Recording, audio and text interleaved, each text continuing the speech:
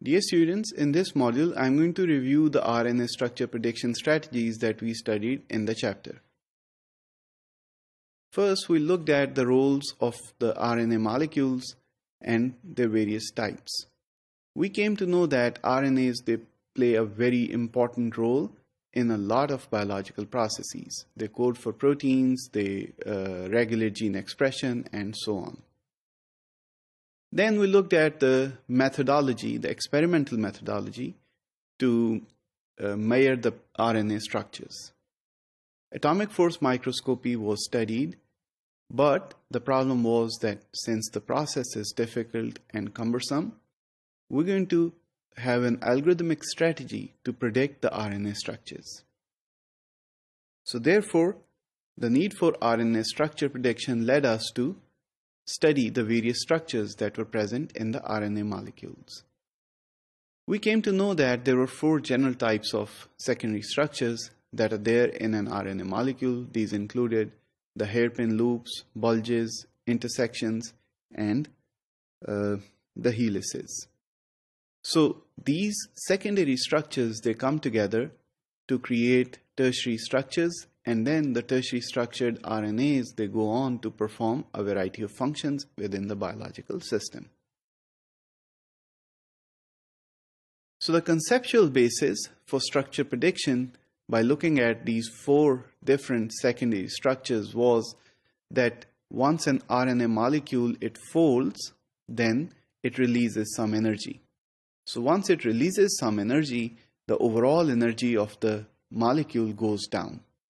So once the overall energy goes down, the molecule becomes more stable.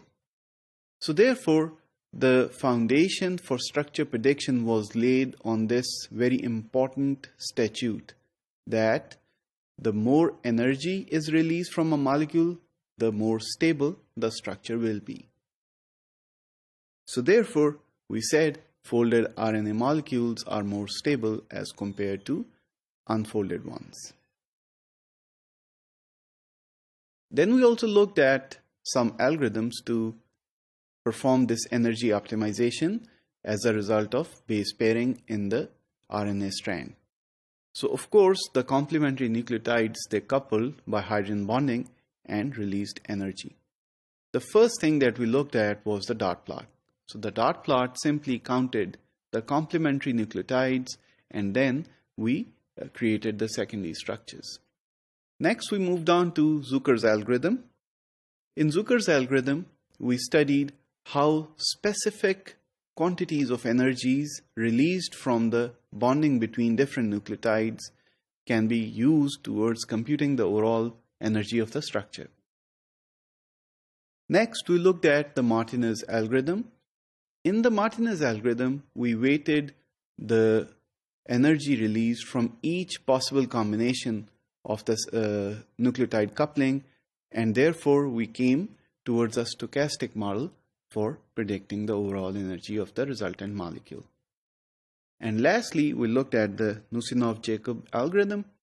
So in this, we used a dynamic programming approach towards predicting the structure of the RNA molecule.